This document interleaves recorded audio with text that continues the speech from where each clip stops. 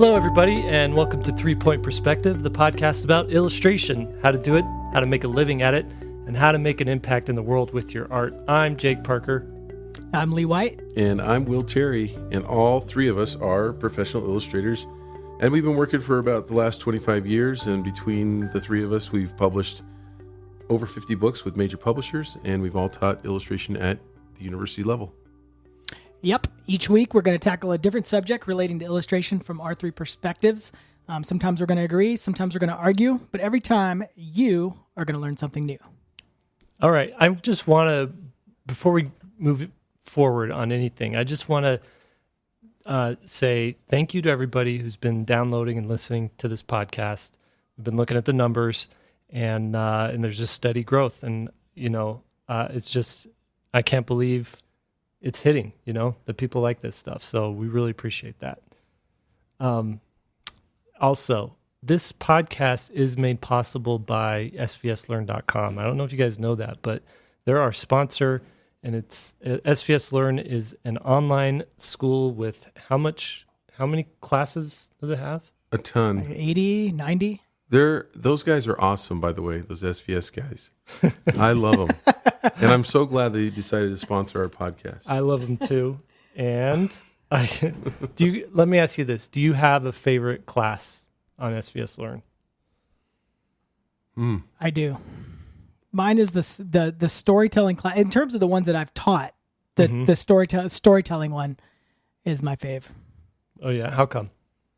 I like talking about why you're making marks. At a certain point, everybody gets good at the technical side of stuff. I mean, we do have a lot of technical classes there, and that's all good.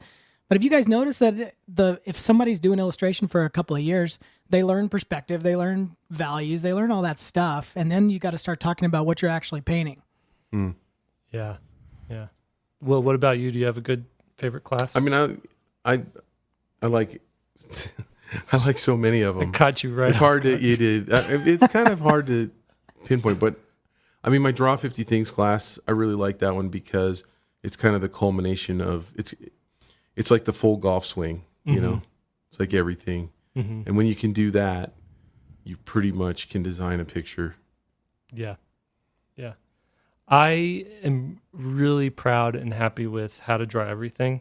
That's my that's the class that I did is sort of like an intro to drawing, but it's just as valuable for people who've been drawing for years as for the person who's just picked up a pencil. And the reason being is it's my attempt to right artist wrongs, things that I see in student work all the time. The main thing I see, not just student work, but amateur work, the main thing I see is there's no structure to the drawings. And when they're going for dimension and perspective and things like that, and the drawings look flat and they look almost Picasso-esque, and that's not what they're going for, this class corrects those mistakes and teaches you how to do, how to fix those drawing problems. And by the end of it, you have a formula or a process by which you could literally draw anything you want. So that's why I named it How to Draw Everything. But those are the classes available at svslearn.com, and you can buy them individually, or you can subscribe and get access to everything for as long as you're subscribed. So think of it as like art school Netflix, I guess.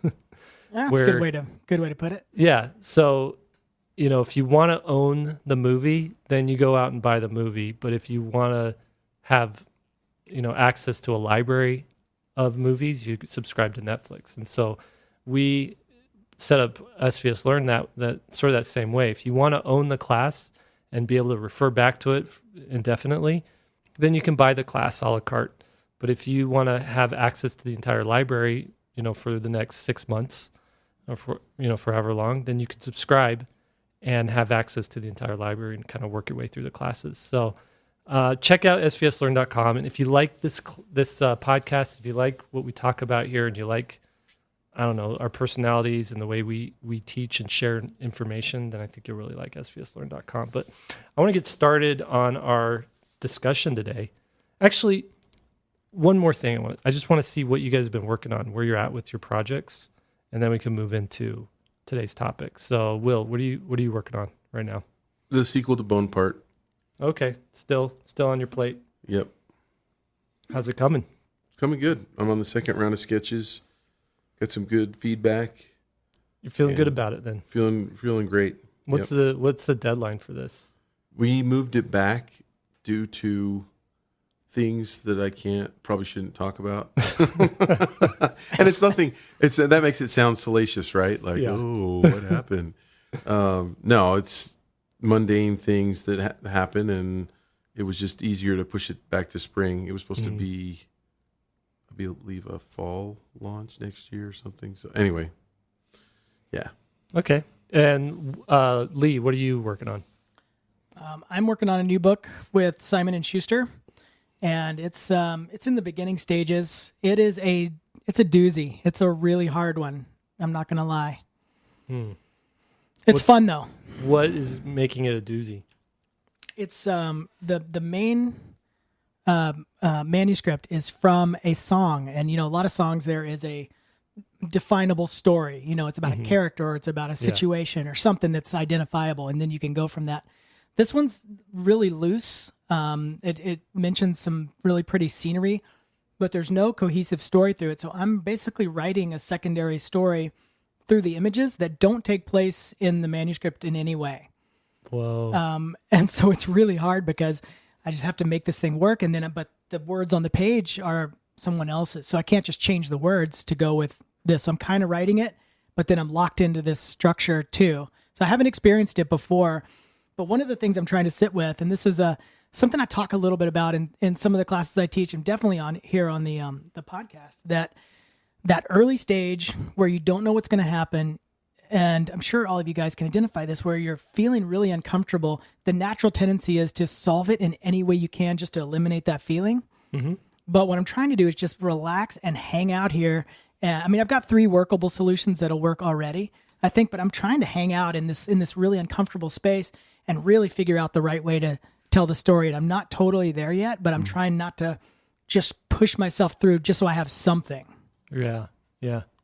I find I get going on some really good ideas, like first thing in the morning when I'm still laying there and like assessing what's this day going to be like. My mind can start to wander a little bit, and I'll start thinking of, like, I don't know, I'm just like so on fire early in the morning. Is that the same for you, or you? For sure. Morning person. I get up at so early, 5:30 naturally. Mm-hmm. That's going to scare a lot of people. They think in order to be successful, they got to get up at 5:30. That's true. Isn't that like one of the main requirements to be a professional illustrator? Is you have to wake up at 5:30? Being self-employed, you do get to choose the 12 hours a day that you work and when you work it, right? So that's right. I find that the people that are really good are either early morning, or they happen to be that other type that are super late. Like they start at 11 at night when everybody's asleep. I've never been that person. I get tired. I go to sleep. I did pull a late night last night. I don't usually do these, but last night I was up till midnight, which just sounds silly to me because I used to do midnight, 1 o'clock, 2 o'clock all the time. And then I switched to being a morning person. I used to be a morning person, like naturally growing up. And then in high school, I switched to night person, and I stuck with that until maybe 3 or 4 years ago. And I switched back to morning person. And anyways, the effects of working in the morning and just chilling at night have been so much better for my productivity. But I stayed up late last night. I worked on something. And the nice thing about that is when you can get into the focus mode, like I have hard times sometimes, especially if I put in a long day already. But when I can get into that focus mode, nobody interrupts you. There's no interruptions. Mm-hmm. And that's the appeal that I see for the late night stuff. Yeah. But what I'm working on, since you guys, I'm sure, just dying to know. We were going to ask. I delivered all of the interior drawings for Little Snowplow 2. I think it's called Wish for Snow, children's book, 40 spreads. And I did not know it was going to be 40 spreads going into it. And so I sent back the manuscript, or I sent back the rough sketches broken down into I think 34 pages. Not, it's not 40 spreads. Because I was going to say that's like an 80-page book. I was 40 going to call you pages. out. It's 40 pages. So 20 It was- spreads. okay. Okay. It was 20 Just spreads, checking. and usually I'm used to 16 spreads, right? So I had to do Right. 4 extra spreads. And they came back and they said, "Oh, this is a 40-page book, Jake. So you could spread this out to other spreads." And so I'd like time budgeted for 34, which that just threw me off. But I knocked it out. That's done. The next thing has been working on the Inktober book. I got a book deal with Chronicle to make the Inktober handbook on how to do Inktober, how to ink, my approach to art, my thoughts on drawing, stuff like that. And that's been fun to work I on. haven't heard anything about that one. That's awesome. Congratulations. Yeah, thank you. How many other books have you illustrated in between those two projects? So yeah, right after Snowplow 2, no. I tell you where my mind goes though. If I didn't have to work on anything, what I want to do right now is revisit all of the characters I've made up over the years, like Missile Mouse and Lucy Nova and my Skyheart characters, and just do like 10 little short stories with comic stories with all of them. That's what I keep, like, that's my escape, as I think, what would be a cool little short story, 20 pages here, 20 pages there, and just post them online. But the economics to that don't quite match up with my needs. Yeah. Well, maybe you could financial sell needs. it, do a couple pitch. Anyway, we should move on. Yeah. People are bored. We probably have lost all of our I listeners know. at this I point. do Like- want to say one thing We're that just it is bantering. it is exhausting to see Jake's schedule, and probably yours too, Lee. Because you're not out here, we're not in the same studio. It's I don't get to see exactly what you're doing, but Yep. you guys tire me out.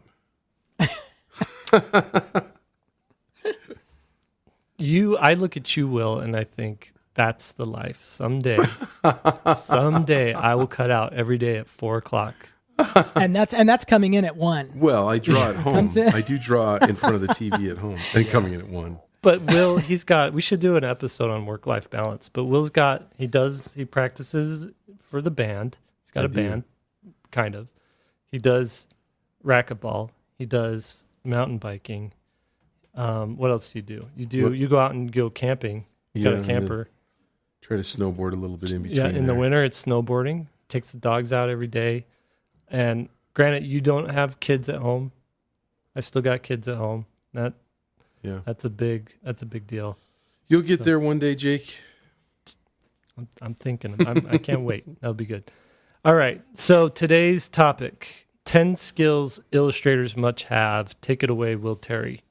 Okay, so I came up with this because of all the emails that I get from people asking various questions that seem to fall into the fact that a lot of people are lacking certain skills or attributes that I think tend to make one successful. And of course, 10. Why do we do 10 in this list? You should have done 9, because I heard 9 or any sort of odd number is catchier. Like, it makes people like perk up a little bit more. It's if you have 9, it's scientific. Yeah. Really? Yeah. 10 is way too round. Well, we could cut one Way out. too. Yeah, let's cut one out. Let's add one more and go to 11. Mine goes to 11. Okay, so the idea behind this, though, is this is my list. And so you guys are here to throw wrenches in this. And you could add more if you want. Or you could say, I think that's a stupid one. You should take that one out. Okay. So we'll just talk about them and see where it leads. Okay. All right. Okay, so if you're keeping a list at home, the first one is I feel like you have to love art, making art, love illustration. You have to love the thing that you want to do. And it's funny that seems obvious, but to me it's not. And the reason is from teaching illustration at the university for 9 years and teaching online, mostly from the university, I've had students that I can only conclude don't like to draw. Right? Like, Yeah.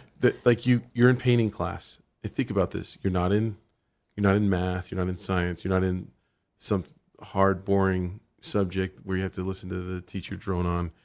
You're in a painting class. You get paints. It's like remember it was playtime in elementary school. Yeah. We get to get the paints out, and I have students that show up late. They start talking to their neighbor or somebody in the class, and they literally don't get set up until about a half an hour into the class. It's a 2.5 hour studio class. So the first time they paint hits the canvas is like a half an hour in, and then those same people are packing up a half an hour early. Yeah. And I'm like, yeah, you don't like this. I think that's like true for anything that you want to get into, that you want to do. Like, there has to be a love for it. Otherwise, man, it's just, it's just too hard. Yeah. Too hard to do it. Yeah. Because sometimes I've thought, what if there's a period of time there where I was like trying to figure out what path am I going to follow in the spectrum of art things that you can do. And I was like, well, let's do 3D animation, or let's do 3D modeling. That seems really cool, and I kind of like it, but I didn't love it. And Right. I knew that I knew that I needed to have a love for it if I was going to put in the hours and the time to get good at it. Yeah. Yeah, for sure. I remember when I was in school, if I can tell you a little story, the first moment that I knew for sure that I was on the right path, Mm-hmm. where I was a junior. I mean, I had already done a ton of work, but school was so intense that I didn't really have to think much about how much I liked it. It was just turning stuff in and starting new stuff, just scheduling all that. And we're sitting in a critique, and somebody had painted somehow this chicken, like there was this exploding chicken. Mm-hmm. And we're in the critique, and there's like 22, 23 people in there, plus the teacher. And we're talking about this exploding chicken in such a serious way that I just loved it, because you're like, okay, if the explosion was over there, the chicken would have gone this high, and so he'd lose some contrast. I mean, we're talking, really in detail about this chicken. And I was just thinking in my head, I love this. This is so good. That we spent like 15, 20 minutes dissecting how to really make it feel like this chicken's exploding. So anyway, I just remember that, and I was like, That's this a great is good. Sign. Yeah. Because you lose yourself in the work, right? Yeah. I mean, it's like I have a friend, I don't want to name names, but I brought him up in my YouTube video today. And this guy wanted to get an iPad. He saw me drawing on the iPad, and he says, maybe I should get an iPad Pro like you have. And I said, and he and I are really good friends, and we can be really frank with each other. And I, in a provocative way, said, why? And he goes, what do you mean? So I could draw on it. And I go, but you hate drawing. Just like that, And he's like, he was offended, because he and I went through art school together. Mm-hmm. He also doesn't listen to this podcast, but even if he did, he would laugh if he heard me telling this story. Yeah. And I said, you never draw. So it would be, you'd spend $800 on the iPad, you'd spend $1,000 on the Apple Pencil, and it would sit somewhere. The pencil costs $1,000. Did I say 1,000? Yeah. 100. I was going to say that's way overpriced. Will's is gold plated. You know what? It's worth it. It's still worth it. I'd pay that. But I just, I was just really frank with him. And then he said, man, I never really thought about it like that. And it was hard for him to hear, you don't like the thing that you went into, the thing that you kind of think you are. But he doesn't work in it. He hasn't drawn anything that I know in like a decade. Uh-huh. It's like, you don't love drawing. Right. And it was hard for him to hear it that way. So if, you have to love. What's funny is I have 5 kids. All of them love to draw to a degree, as much as a kid enjoys drawing. But I have one kid who is passionate about it, and that's all he does. Even to the point where I'm like, hey, you need to be a little more well-balanced. Like, you got to stop drawing and do life more, And we were at the dinner table, and his little brother is so good at drawing. He's 12 years old. He's just phenomenal already. And he's figuring out anatomy. He already knows so much about anatomy. And he could sit down and draw like a perfectly muscular woman or man, and everything's in the right place. Proportions are a little off, but he knows where all the muscles are. And he sits down and he'll do one of those about once a week, once every other week. And my oldest son, who's the passionate one, he's like, it's so frustrating that he doesn't like drawing, and he's way better than me already. But I know that if both of them were to go into art, one of them would be successful, the other would probably lose interest and move on to something else, Yeah. And it's the one that's more passionate who loves it.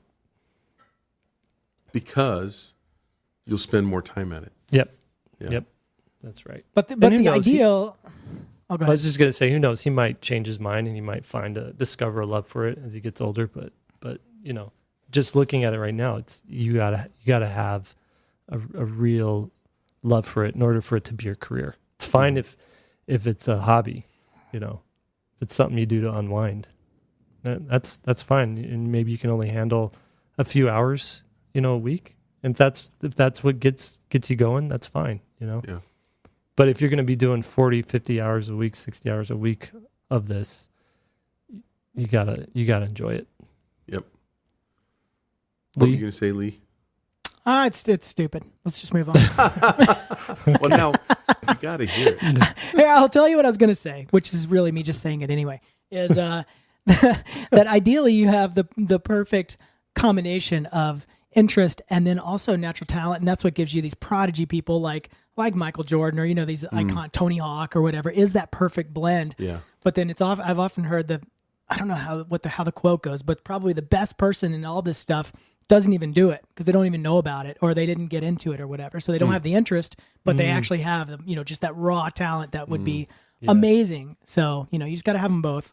Yeah. Kind of like a Michael Phelps, someone that has even bigger lungs than him, who didn't go into Right, but swimming. they don't know it. They're an accountant, and they Right. they hate swimming. They're scared of sharks or something. All those Olympic sharks. They should put them in it's a different Olympic sport. All right, let's move on. Okay, we're moving on. So now it's taken us how long? When did we start?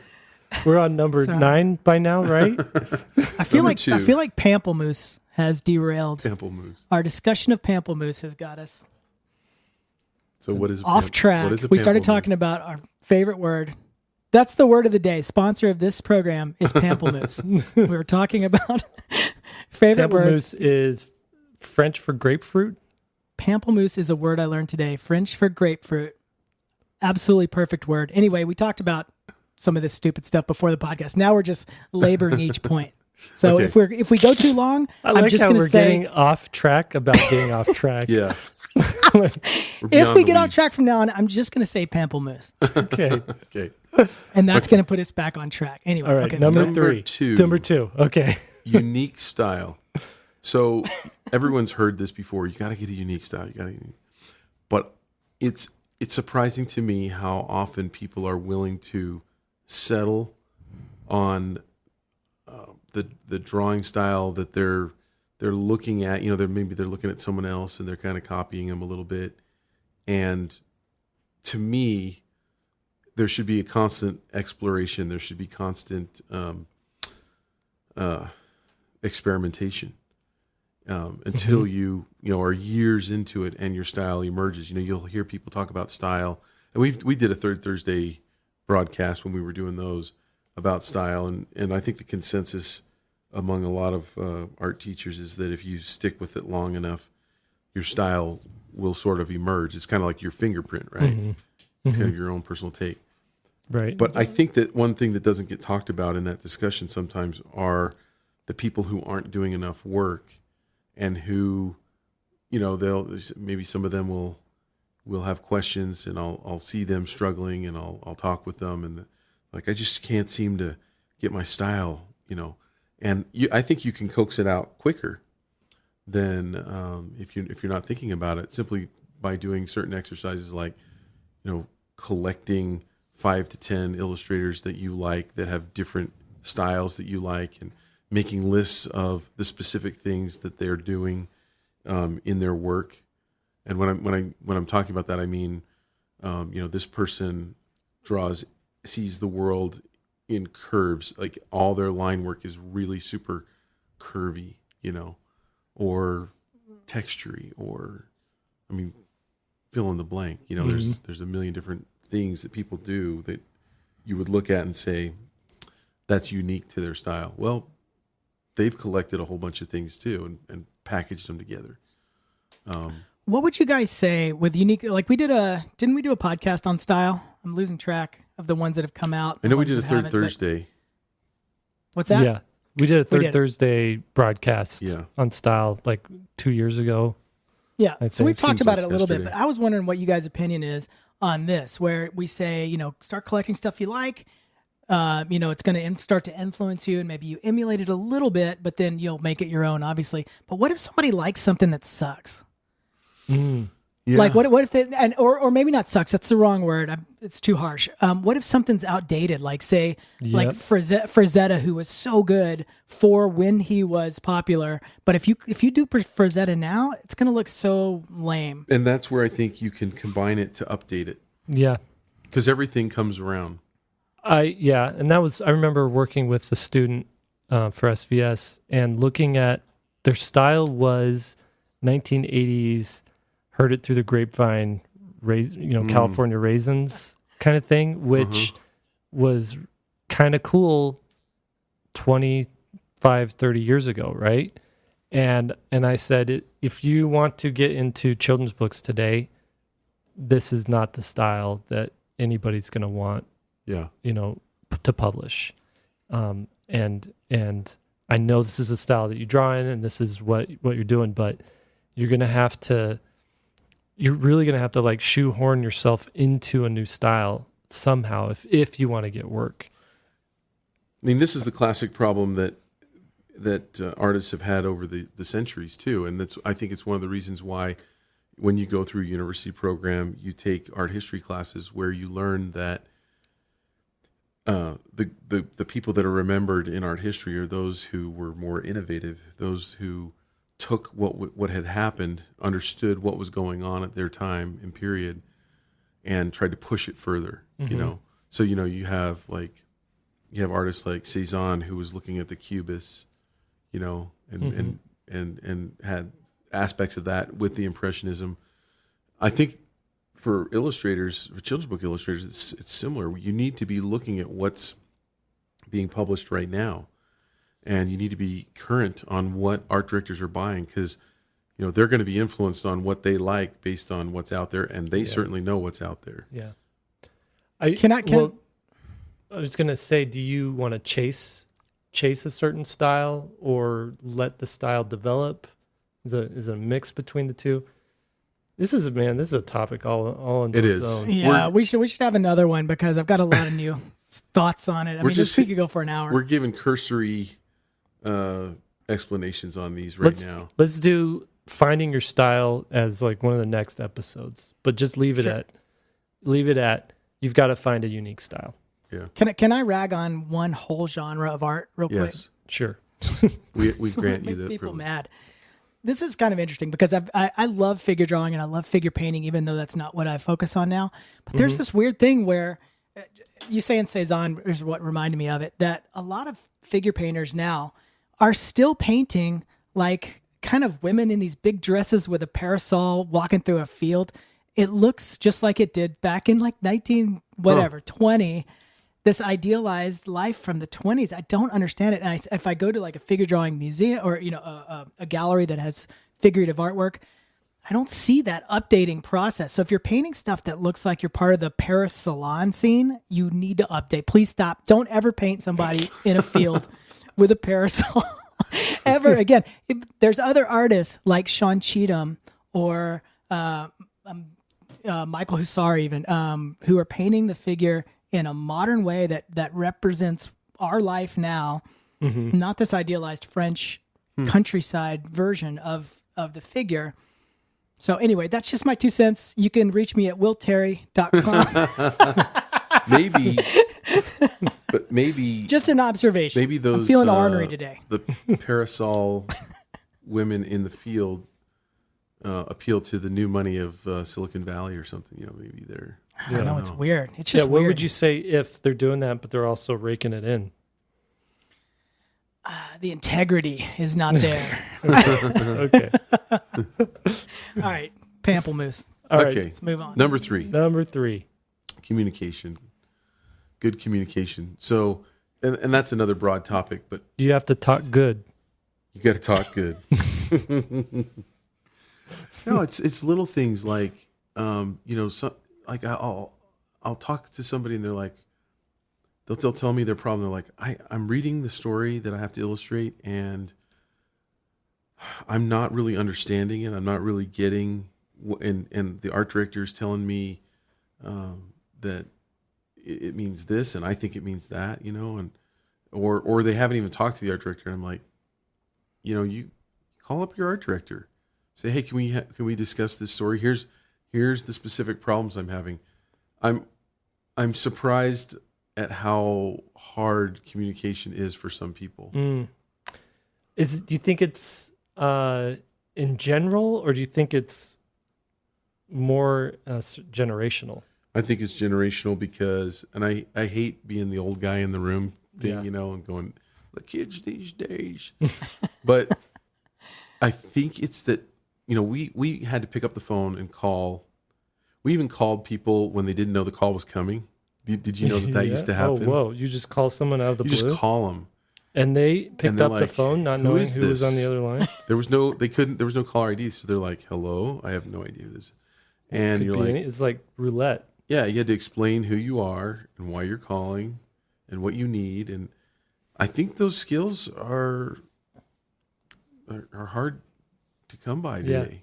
But there's also a power struggle that you're not really paying attention. Like you've been doing this for so long that now you have more experience than the art directors you're working with. So it's Good not point. weird. But I do remember being, first couple of books where the art director and the publisher have so much power, and you don't want to be seen like an idiot. Right. So you want to seem like you know what you're doing and you're competent and you're nervous to ask a question. It's not necessarily that you can't communicate, but you feel like it makes you look worse, or that they're going to think that question is stupid, because there's just a power differential there that is tough to overcome without just experience. Listen, I had an intern that had this problem, and this was her first job, like her first big job, freelance job, right? And she's like, I don't know how much to charge. I don't know this. I don't know that. And I said, listen, they are interested in you because they see something in your style and they want to work with you. And it is completely fine for you to say, listen, I'm new at this, and I don't exactly know what I should charge or what your budget is, but could you help me out here and just let me know, like, what's a fair wage for this particular project? And I think that's totally fine. I think that endears you maybe to them a little bit, and they think, it's not going to cost as much because you are new and we're having to hold your hand a little bit. But 2, they're going to help you and give you knowledge and information and empower you for the next job and the next job and the next job. Okay, so that's communication. What's the next one, Will? Okay, the next one is number 4, power of persuasion with clients. And this one is kind of this is like another big topic, but I feel like there are a lot of instances where, I listened to a guy on YouTube who talks about persuasion is something that we all do all the time to each other, and we think of persuasion sometimes in a negative term, like if I'm persuading someone, I'm manipulating them. If I'm manipulating them, I'm trying to get them to do what I want, and that's somehow deceitful. But it's not. We all do it all the time. All of our interactions, we're either persuading people to do good things or we're persuading them to do bad things. And I think when you realize, it's kind of the idea that you get more bees with honey, right? And so, you can persuade people to, for instance, think that you are, maybe, let's say you're a beginning illustrator, but you want people to think that you're further along in your career. So you might say something like, in an email, because you're not going to say it anymore because we don't talk on the phone. You're going to say when you're offered a job, you're going to say, let me take a minute and check my schedule, and I'll get back with you because I want to see if I can fit this in, kind of a thing. Right. Your schedule might be wide open, right? Yeah. Yeah, there's games you could play there. Like it's you can wait 24 hours before you answer it. Mm-hmm. And then you could say, sorry I didn't get right back to you. It's been busy here, but let me check my schedule and I'll let you know exactly what it is. Mm-hmm. I think what you're saying here, not so much the power of persuasion, but it's people skills. Like I didn't know how to write it. Yeah, it's normal people skills, and also it's like there some of that stuff is sort of like a game. It's like, what's your rate? Well, what's your budget? Right. It's whoever breaks first is the one Right. who kind of gets, the other person gets the upper hand, right? And knowing to even ask, well, what is the budget when somebody asks what your rate is Right. something you just have to know if you're going to make illustration your career. Right. I mean, in the end, you want to make your client really comfortable. They're nervous hiring you if they've never worked with you before. Mm-hmm. And so anything that you can say to make them more comfortable, understanding that Mm-hmm. you're there for them, you're really excited to work on this. You want to make sure you understand the parameters of the job so that you don't mess up. Saying those things, even if you're typing them in an email, it's going to make the client feel kind of warm and fluffy inside. Yeah. And it's also not just that, but it's like, it's like you're showing interest, you're showing excitement, you're showing that you're giving them all the reasons that they needed to feel good about the decision to hire you. Yeah. Yeah. I'll share a quick anecdotal story. I got this little Yorkie from Facebook. Okay. I've always wanted a Yorkie, never wanted to pay Yorkie prices, Mm-hmm. because they're like $1,500, $2,000 to get a Yorkie. Mm-hmm. It's a dog if you're not familiar with Yorkies. Right. They're cute. I always wanted to have one because they don't shed and they're just super cute. And anyway, Mm-hmm. so You wanted to pay pound fees for a Yorkie. exactly like it's just a dog at the end of the day. So this, long story short, I put it out there in the universe that I wanted a Yorkie, and like less than a month later, someone said, "Oh, I just messaged this woman on Facebook who's giving away a Yorkie, and maybe you can get her dog." And turned out there was like 100 people trying to get this dog.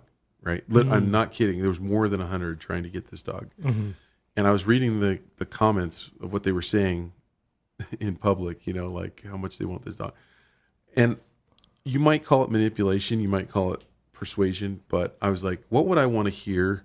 Like, first off, I know I'm a good dog owner. Mm-hmm. Okay, I know that and about myself. Will, I can vouch for that. Will is a dog person. And Pooch is like the best well-behaved dog one of the best behaved dogs I've ever met. So this podcast was so worth it. You should be proud. From you. So I said, what would I not want to hear? And what would I want to hear? And your clients are the same way. So one of the things I said was, this is a female dog. The owner does not want me to ask, oh, is she spayed? Mm-hmm. Why? Because then you're going to want to do that? Is that what you're saying? No. I missed that one. I'm thinking, if I'm the dog owner, I want to place this dog. So this, long story short, this was her brother's dog who was dying of cancer. And so she was really looking for a good home for this dog because they couldn't keep her because they had small kids. Mm-hmm. And it was a very tearful, parting of this dog and the family. Mm-hmm. And so she was really looking for a good family that would be stable and that didn't have young kids and stuff like that. But the reason I didn't ask if she's spayed is I'm thinking, Yorkies, puppies go for, like I said, $1,500, $2,000. I don't want to give this dog to someone who's only looking at it as a business. Oh, I see. Yeah. Where I throw the dog in a cage and I bring her out for breeding purposes. Mm-hmm. And other than that, it's Right. shut up and keep quiet, So little things that you can do with your clients, don't ask your client if they're spayed. Welcome to 3 Point Perspective, the podcast about illustration, how to do it, and about dogs, how to take care of them, and people skills.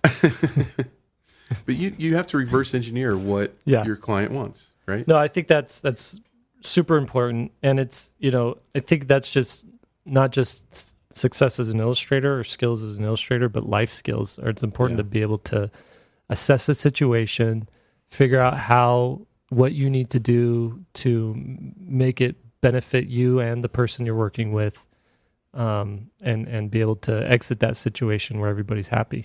Yeah, and let them know that you're excited about working for them. I remember I'd get off the phone or I'd send an email, and my wife would say, "You sounded like you didn't really care about this project." I'm like, "Really?" And I'm trying to hold back my emotion. Mm-hmm. Be human. Mm-hmm. I'm afraid to act excited.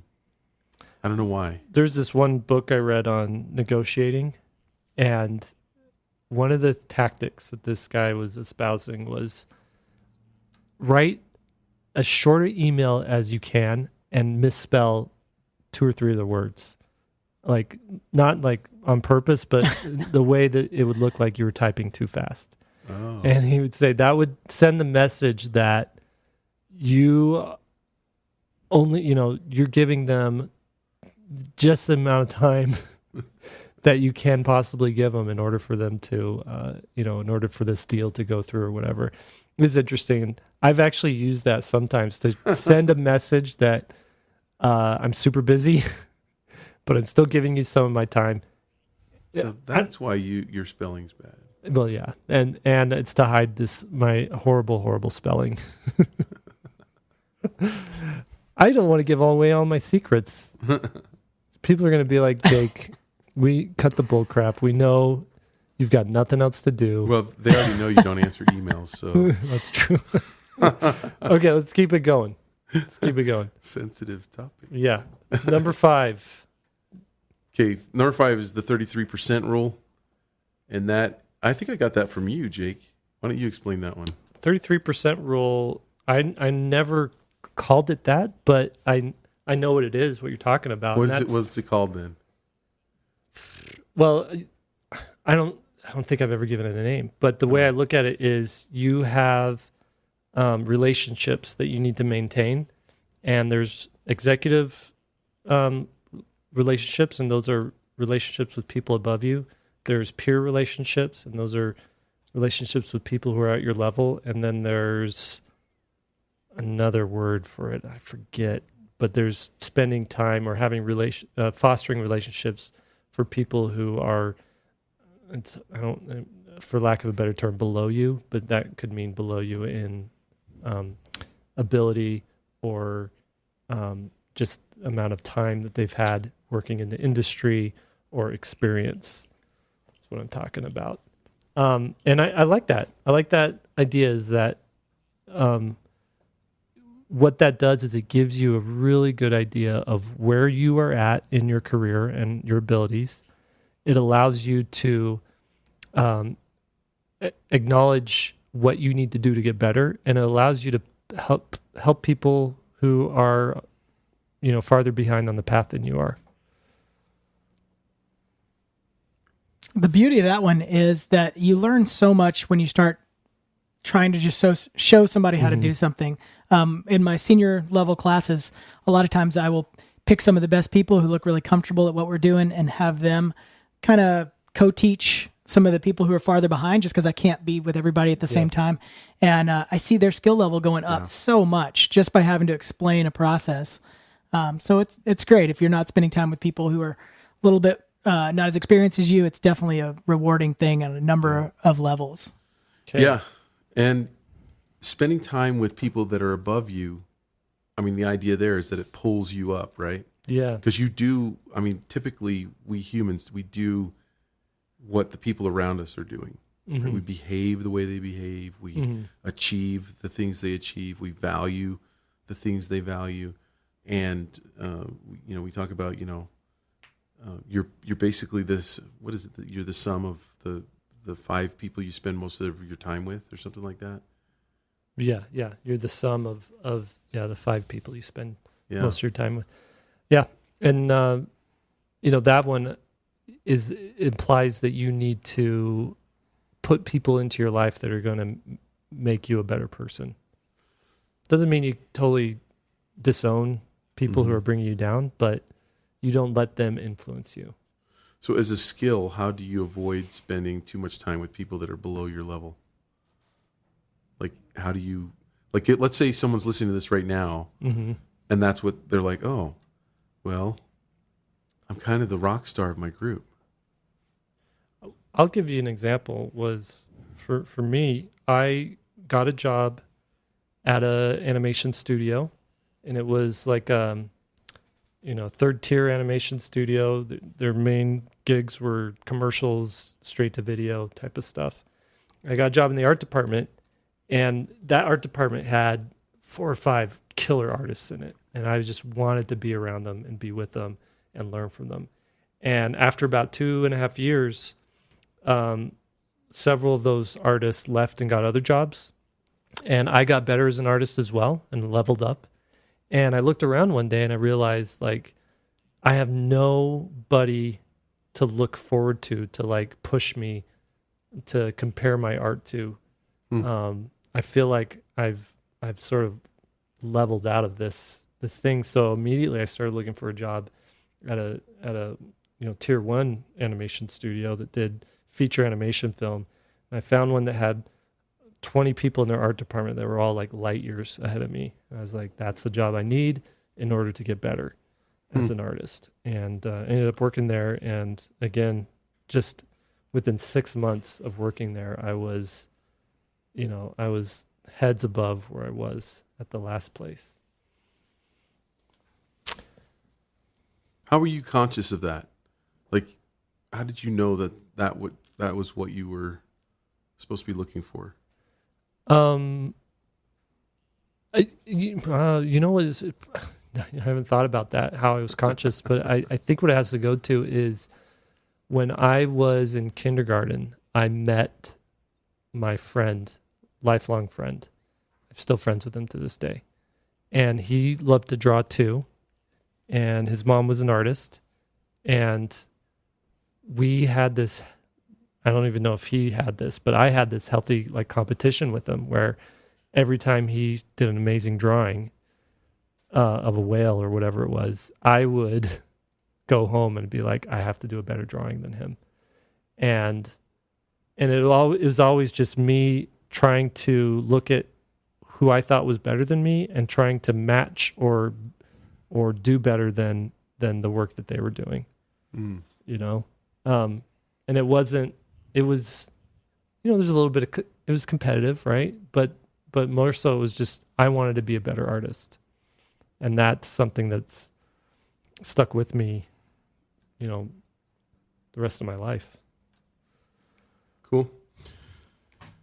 Okay, number 6, teaching. Lee, why don't you go into that one? We haven't heard you for a while. Me? You're over there doing homework. Well, it blends right in with what he was saying, that he was giving the students, a chance to work with, to teach, and they leveled up from teaching. Right. Yeah, it's so cool. I mean, the question the list here is 10 things that an illustrator must do. I'm not sure that you have to be a teacher to make it an illustration. I mean, this is on Will's list. And so, but if you can do it, if you got the personality for it, it is so absolutely rewarding because you get so much energy, you give so much to the students, but then they give back in equal, if not more proportion, in stuff that they know, and they recommend artists that I've never seen, and they recommend music I've never heard. And it's just a great way to build your just overall circle and just a quality of life. But there's going to be a lot of people listening that don't have that personality that would, my wife always says she would hate to be a teacher. She doesn't want to be in front of a bunch of people. and she just doesn't have that personality. And so I don't know if it's a requirement or not, but if you've got it in you, it's Well, she's definitely not an worth it. illustrator, so maybe if she would have taught. If she was, she would But be a here's the thing. professional. She's a writer, but I do know some illustrators who are very, I don't want to say antisocial because they do like people, but they really do value being alone more than they like being in a group. I just happen to like being in a group. I like being with people. I like being in front of people. And it doesn't throw me at all. But some people that would be horrifying. They would hate it. I think this is the one we strike from the list. No, and I'm going to not. Okay, this is where we disagree, and I'm going to make a case for it, and you guys are going to agree with me. And here's what it is. Wrong. So, two things when you teach. One, when you have to break down a concept, you learn it so much better. And when I say teach, I don't mean you have to teach in a formal setting. Maybe it's a mentorship. Maybe you're teaching someone that's a peer that's just below you a little bit. But when you have to explain what you're doing, I think it creates different pathways in your brain where all of a sudden you make epiphanies as you're teaching. I've experienced that many times. And I think that, and the reason why I put it on the list, well, before I say the reason I put it on the list, let me say the second one is that you are held to a higher standard. So when you teach a principle, you say, let's say you're talking about design, you say, these are ways to make a better design picture. If you don't do it, you'll have your students question you and say, there's a level of accountability. Now the reason that I put it on the list, maybe this is just the third reason, is that I would say most of the super successful illustrators I know of, most of them teach or have taught. Is this something that you do after you're a successful illustrator or to become a successful illustrator? That's like how many licks it takes to get to the center of a Tootsie Pop, which is probably an ad campaign that no one gets because most of the people listening are young. No, but that's a valid question, though, because I think you should be out for 5 years, out of school, and working for 5 years before you're a teacher.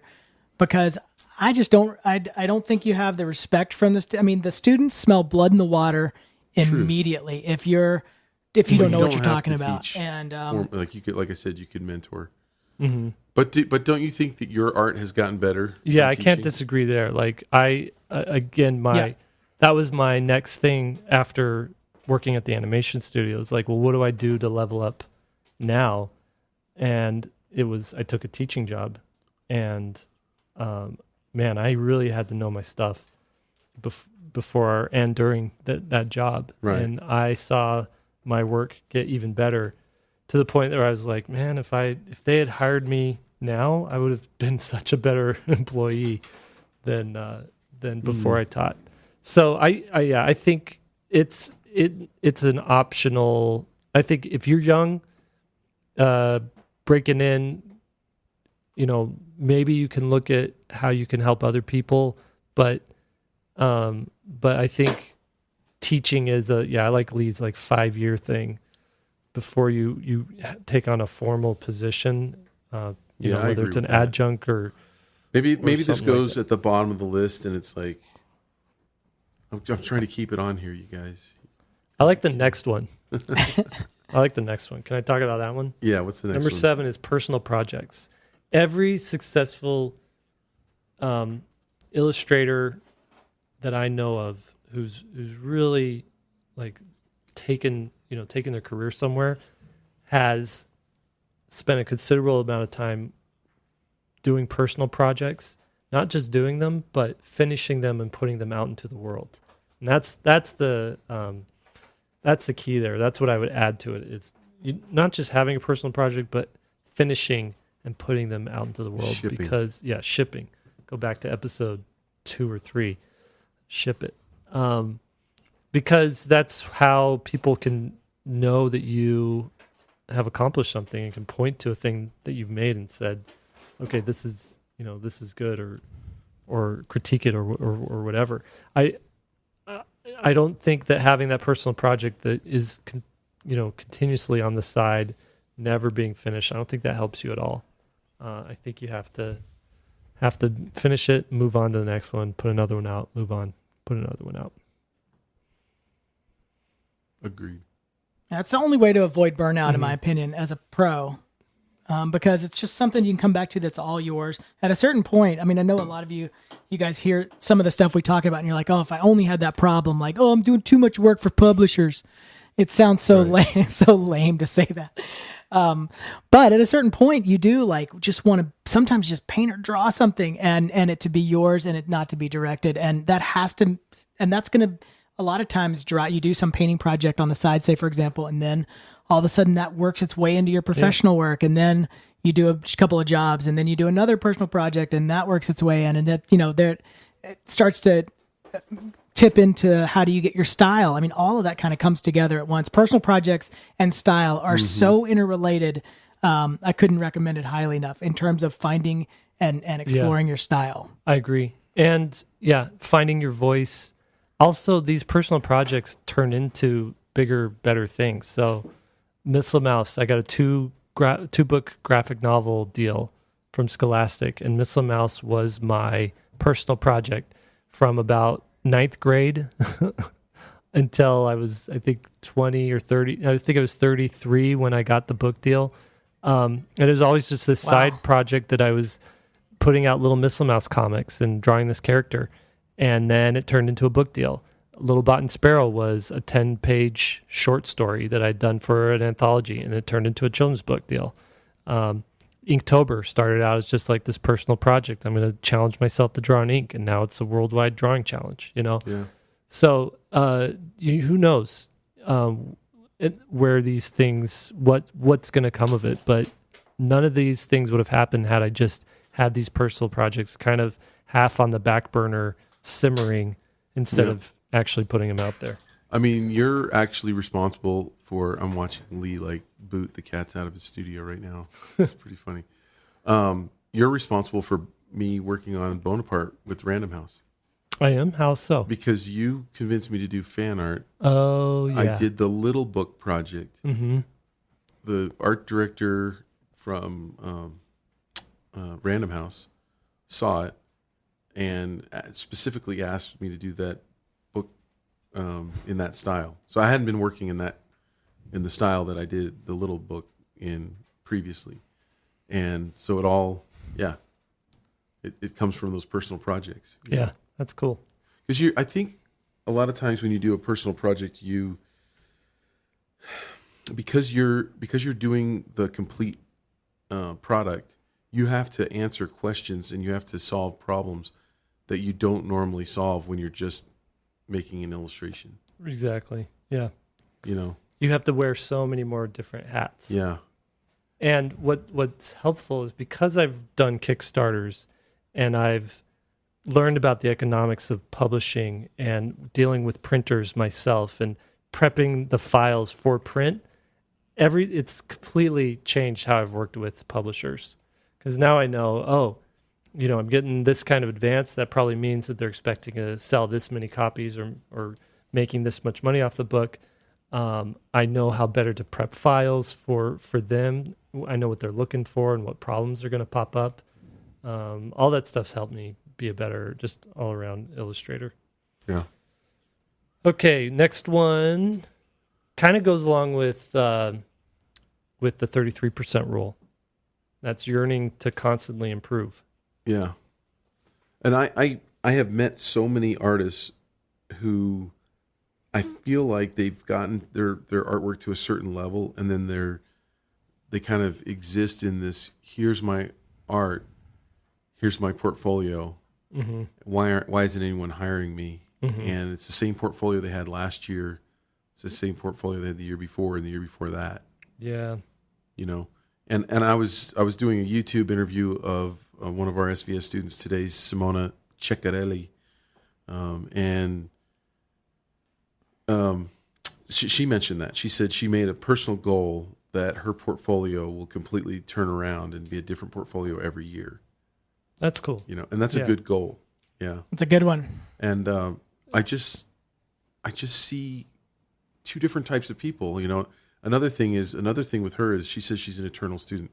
It was such an interesting interview because She was a senior research scientist for some company for 11 or 12 years. And then she decided, I want to be an illustrator. So she had a whole career as a scientist. But she said she's an eternal student. She loves learning. Because she went to art school. She got an MFA from the San Francisco Academy of Art. And then she came and started taking art classes at SVS. So I said, why did you need to do that? Why did you come and do that? And she said, well, they never taught us much about how to illustrate children's books, and that's specifically those markets. And that's what you guys are doing. And she said, besides that, I'm an eternal student. I love learning. So it's this, I see this with a lot of really professional, accomplished illustrators. You'll see them. I remember seeing one of my illustration instructors, who I highly respect, taking notes. We're going to we're every time we'd go to a lecture, somebody visiting from out of town giving an illustration lecture, he's there taking notes. I know that you're a big note taker too, Jake. Yeah. I don't know about you, Lee. I tend to. I take notes, but right. then I never look at them. Well, and maybe you do never look at them, but it helps you pay attention, absorb yeah. it in that moment better. Yeah. That's good. All right, number 9.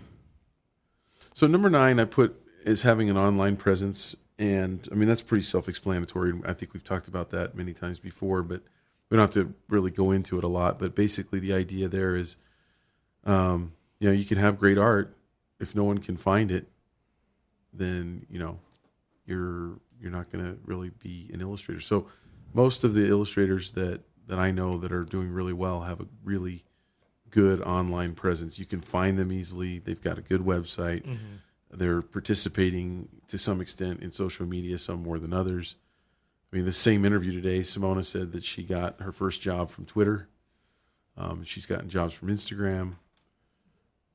So not only that, it helps you build your own personal fan base too, I think, and that you can leverage for any of these personal projects that you want to do. So, these personal projects I've taken on have actually made money and contributed to my, my income for the year, because I've been able to sell them, and I have the online audience there that's going to buy those things. Yeah.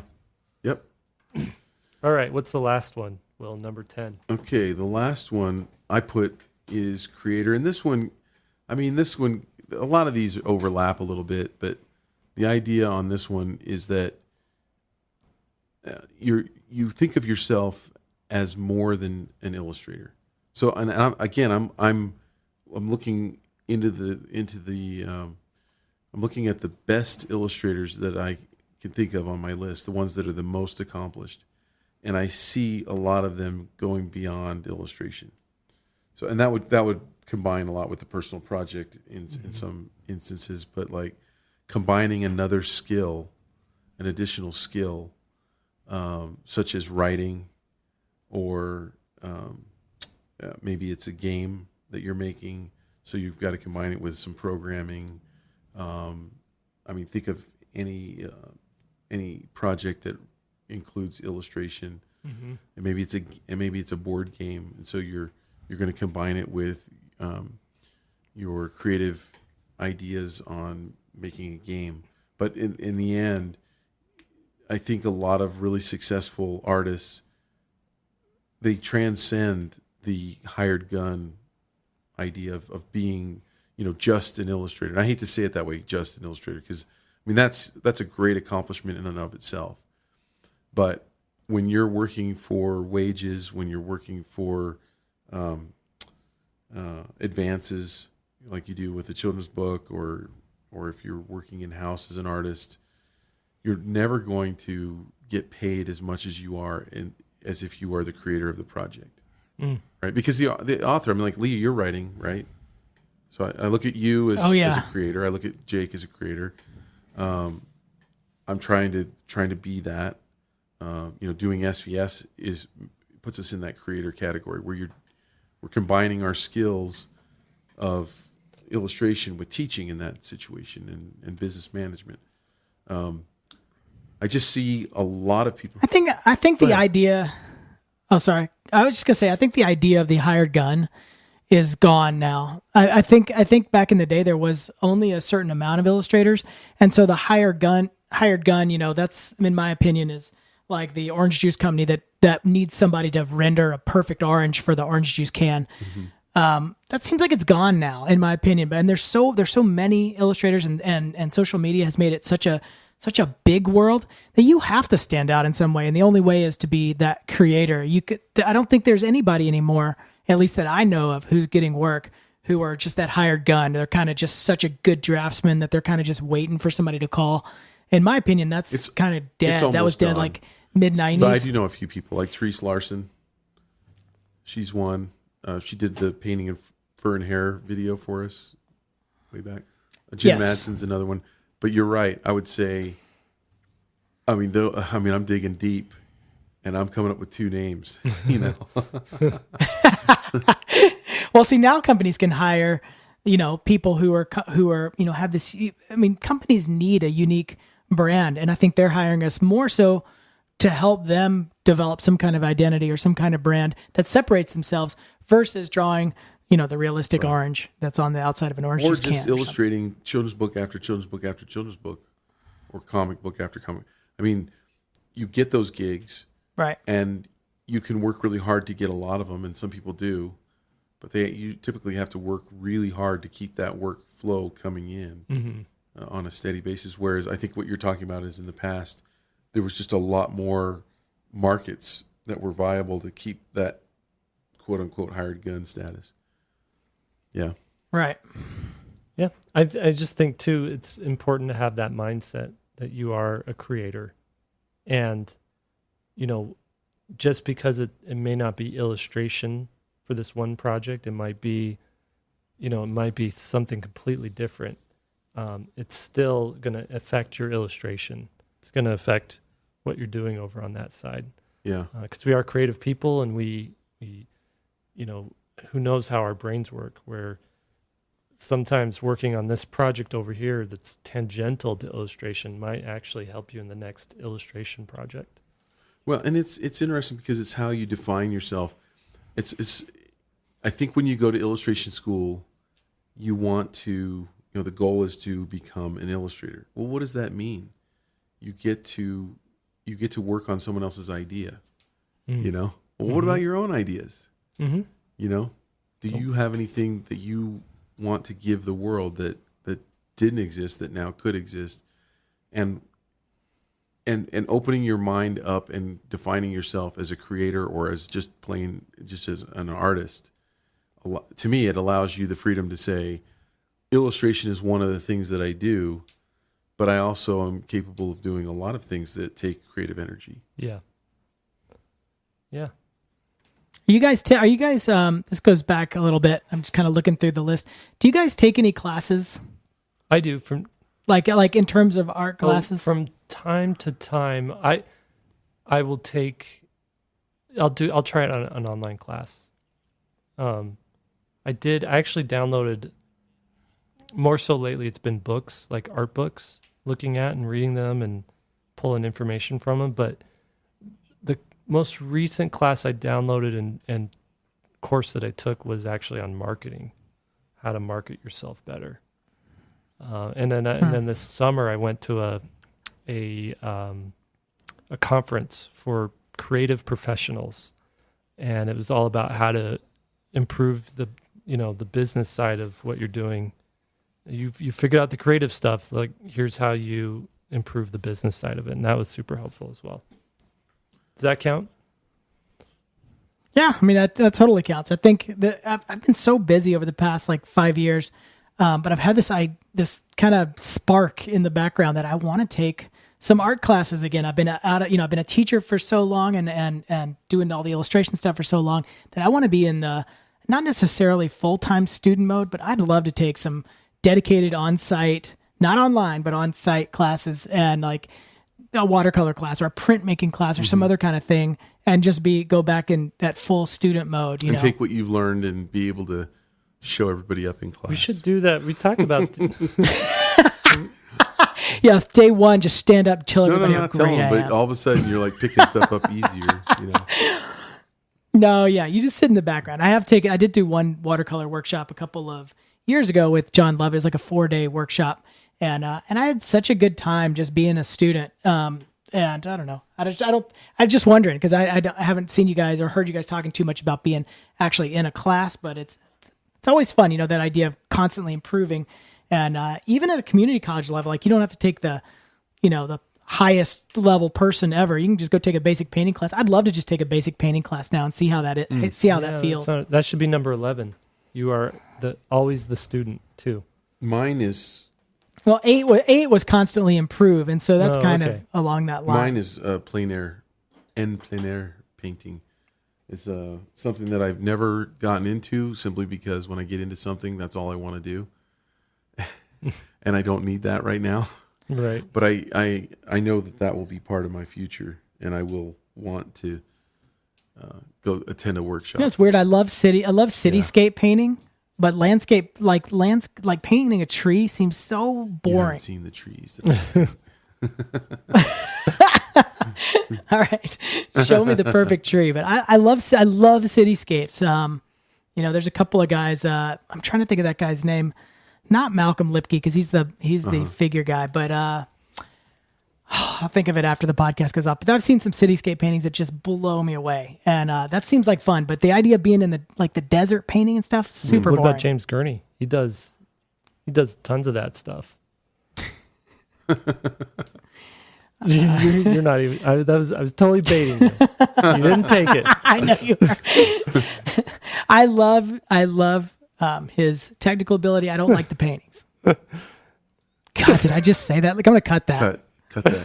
All right, let's wrap That's this up. sacrilege right there. Let's wrap this up. Our energy. You're not recording this. We don't already. have enough energy to do any more of this. All right. Are you guys good? Pamplemousse. Yeah. Okay. Yep. All right, everybody. Thank you for joining us. 3-Point Perspective is made possible by SVSLearn.com, where becoming a great illustrator starts. Your hosts have been Will Terry. You can find his work at his website is willterryart.com or just willterry.com. Just Will Terry. Dang it. Okay. willterry.com. And follow him on Instagram. It's at willterryart. Right? There you go. Okay, good. Okay. Lee White is the other guy who's not me or Will. And he could be found at leewhiteillustration.com. And his Instagram account is at leewhiteart. And no, what is it? Lee White Lee White Illo. Illo. Damn, nailed it. Okay. At Lee White Illo. And I am Jake Parker, and you could find my work at mrjakeparker.com and on Instagram at Jake Parker as well. So if you like this episode, please share it around. We'd love it. Love to get more people to listen to this about illustration and how to improve and get better. Subscribe to it on iTunes if you haven't yet. That way you'll get updates on your phone. Exactly.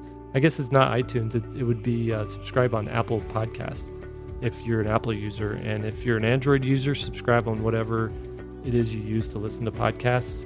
And please leave a review. We'd love to hear what you think.